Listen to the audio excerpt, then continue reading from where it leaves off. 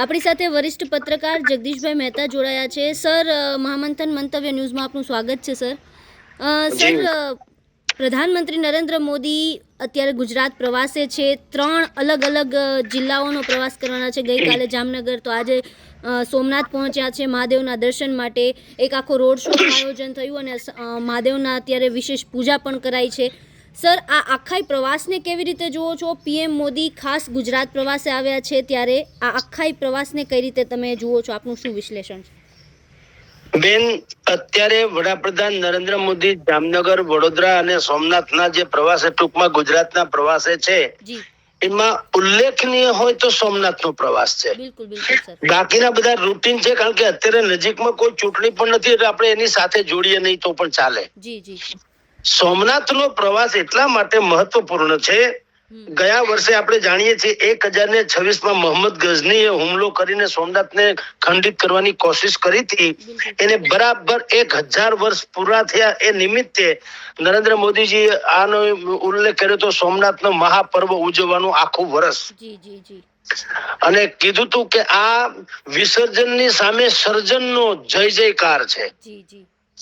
અને એ પછીથી આજે જે અત્યારે પૂજા અર્ચના થઈ રહી છે સોમનાથમાં વડાપ્રધાન નરેન્દ્ર મોદીના હસ્તે, એનું અનુસંધાન જાણવા જેવું છે. અનુસંધાન એવું છે બેન કે જ્યારે આનું પુનર્નિર્માણ સરદાર વલ્લભભાઈ પટેલે સંકલ્પ કરેલો 13મી નવેમ્બર 1947 ના રોજ જુનાગઢમાં સરદાર પટેલે આનો સંકલ્પ કર્યો હતો કે આ ભૂમિ જે છે પતિત પાવન એવી સોમનાથ ને એનો જીર્ણોદ્ધાર કરવામાં આવશે. મહાત્મા ગાંધીજીએ સહમતિ દર્શાવી હતી, પણ એમ કીધું હતું કે આમાં સરકારી ખર્ચો ન થવો જોઈએ. ખર્ચો બધો જનતા કે બીજા કોઈ ઉપાડે ટૂંકમાં, પણ સરકારી ખર્ચે નહીં. અને કનૈયાલાલ મુનશી આપણા બહુ મોટા સાહિત્યકાર થઈ ગયા, કનૈયાલાલ મુનશી, પણ ત્યારે એ કૃષિ અને ખાદ્ય મંત્રી હતા.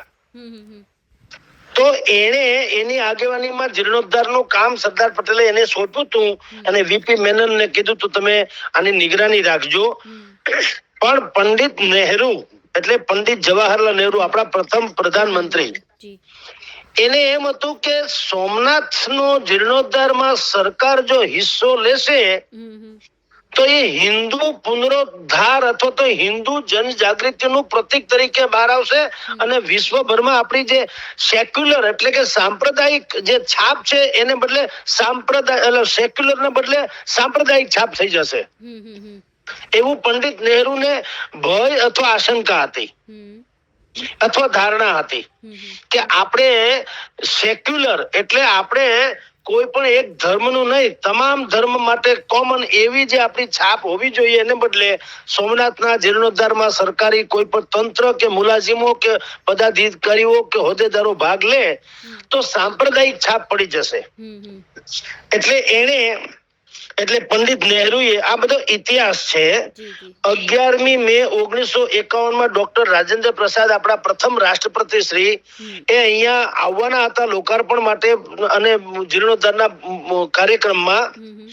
એને પત્ર લખીને પંડિત નહેરુજીએ ના પાડી હતી. ત્યાર પછી એને બહુ ઘટનાક્રમ વધવા માંડ્યો. 30મી જાન્યુઆરી 1948માં ગાંધીજીની હત્યા થઈ. 15મી ડિસેમ્બર 1950માં સરદાર પટેલનો દેહાંત થયો. એ બધા થયા પછી વામપંથી અને સેક્યુલરવાદી, વામપંથી એટલે ડાબેરી પક્ષો અને સેક્યુલરવાદી એટલે બિન સાંપ્રદાયિક, એ બધાયનું જોર વધ્યું. એટલે એ લોકોએ કીધું કે સોમનાથનો જીર્ણોદ્ધાર તમે કરશો એ હિન્દુ પુનર્જાગરણ તરીકે બહાર આવશે, એટલે સરકારે એમાં ભાગ લેવો જોઈએ નહીં. એટલે પંડિત નહેરુએ કનૈયાલાલ મુનશીને પણ ના પાડી.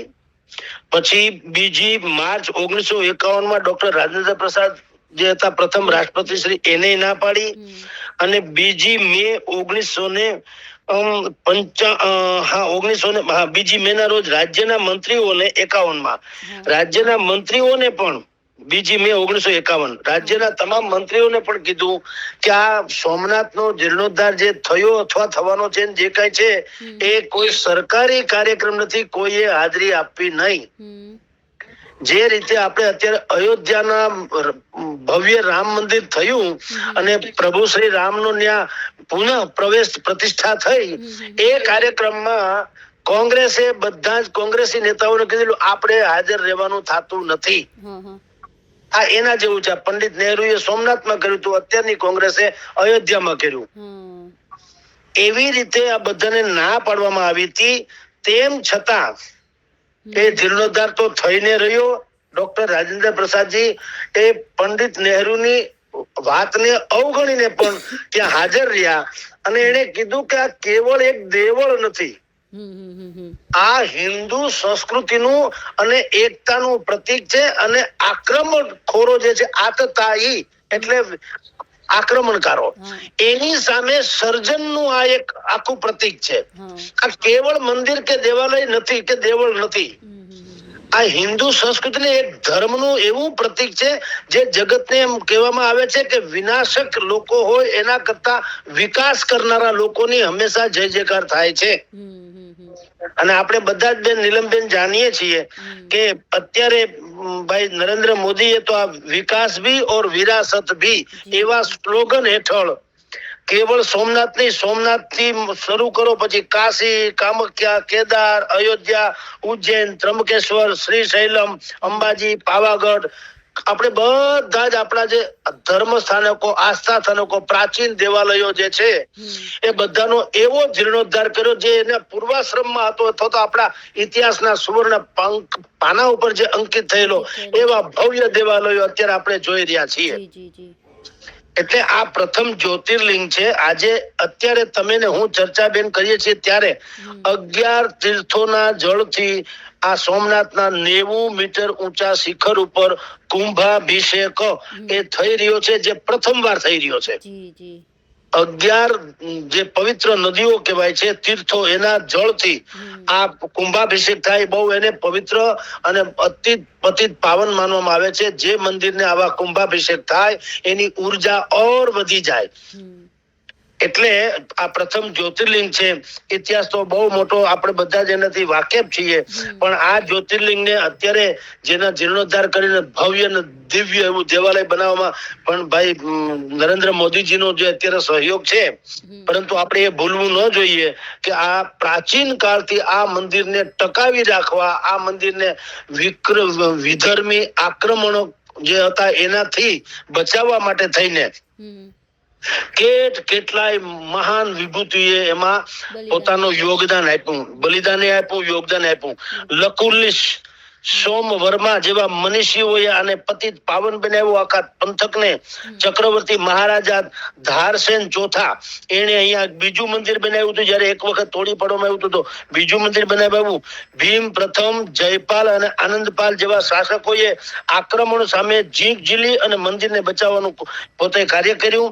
રાજા ભોજ આપણે જે કહેવાય છે એને પણ પોતાનું આમાં યોગદાન આપ્યું. કર્ણદેવ સોલંકી, સિદ્ધરાજ જયસિંહ એને આમાં અહમ ભૂમિકા ભજવી.